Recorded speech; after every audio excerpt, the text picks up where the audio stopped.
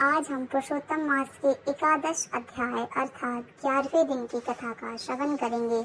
नारद जी बोले, हे महामुनि, उस कन्या ने बड़ी कठोर तपस्या प्रारंभ कर दी जिसे मुनि लोग भी करने में कठिनता का अनुभव करते हैं।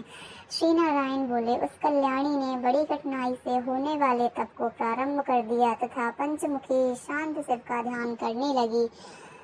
गर्मी में प्रचंड धूप में अग्नि के बीच बैठकर और हेमंत तथा शीत ऋतु में ठंडे जल में बैठकर वह तपस्या करती थी। उसका मुख जल कमल के समान तथा सिर के बाल फैलकर श्वेत मंजरी से घिरे हुए जल में शोभायमान लगते थे। वह बाला वर्षा ऋतु में खुले मैदान में वर्षा का जल अपने शरीर पर लेती थी। भोजन के स्थान पर दोनों समय वह कोमलांगी केवल धुआं पीकर रह जाती थी। देवता जिसे कठिन समझते एवं ऋषिगण जिसकी प्रशंसा करते थे, ऐसे तपक्रम में उसने 9000 वर्ष बिता दिए।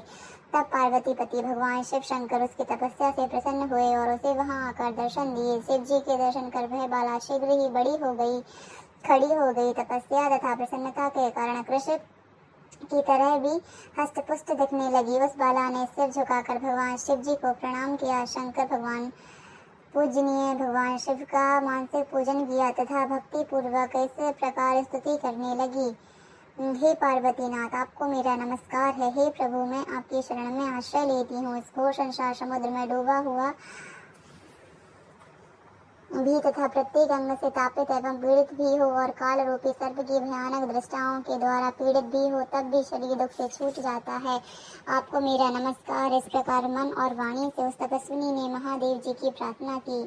उसकी प्रार्थना को सुनकर तथा उग्र तप से प्रसन्न हुए भगवान शिव जी बोले, हे भद्रे तपस्विनी, तुम दुखी मत हो। जो भी तुम्हारी मनोकामना है वह हमसे मांग लो, मैं तुमसे प्रसन्न हूँ। हे राजन, इसको सुनकर वह कुमारी आनंद में डूब गई और सदाशिव से बोली, हे दीनानाथ, अगर आप मुझ पर प्रसन्न हैं तो मुझे पति दीजिए, मुझे पति मिले, मुझे पति दीजिए, मुझे पति की कामना है, पति दीजिए। तब उस बात से शिव जी बोले, हे मुनि कन्या, तुमने मेरे सामने अपने मुख से 5 बार पति शब्द कहा है, इसलिए तेरे 5 पति होंगे और वे शूरवीर, धर्मों के ज्ञाता, साधु एवं सन्यासियों के समान रहने वाले, सत्यवादी, पराक्रमी, यज्ञकर्ता, गुणों के कारण प्रसिद्ध, इंद्रियों को वश में रखने वाले राजा होंगे। श्री कृष्ण बोले। श्री शिव जी का यह अप्रिय वचन सुनकर वह बाला झुककर कातर स्वर में बोली, हे सदाशिव, हे गिरजाकांत, संसार में इस प्रकार में मेरा उपहास न कराइए, क्योंकि प्रत्येक स्त्री का केवल एक ही पति होता है। 5 पतियों वाली एक स्त्री कहीं ना तो देखी है और ना ही कहीं सुनी है। हे कृपा निधान, आपके सामने इस प्रकार कहना योग्य तो नहीं है, इसलिए मैं क्षमा चाहती हूँ। हे प्रभु, मैं आपकी शरण में हूँ। इसे सुनकर भगवान शंकर कहने लगे, हे वीरू, तुम डरो नहीं। आगे के जन्म में तपस्या के बल से तुम माँ के गर्भ द्वारा उत्पन्न नहीं होगी। उसी जन्म में तुझे ये 5 पति प्राप्त होंगे। उन पतियों के साथ अनेक सुख भोग कर तू परम पद को प्राप्त होगी। शिव जी ने आगे कहा, हे पुत्री, पुरुषोत्तम मास भगवान का प्यारा महीना है, तूने उसका नियम पालन नहीं किया।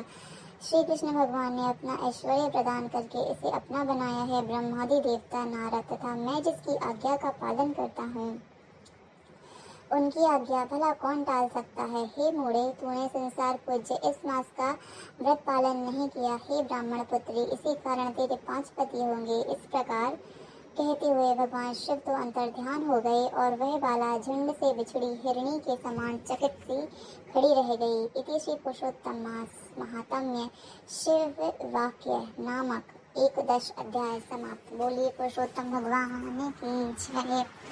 आज हमने पुरुषोत्तम मास के एक अध्याय की कथा का श्रवण किया।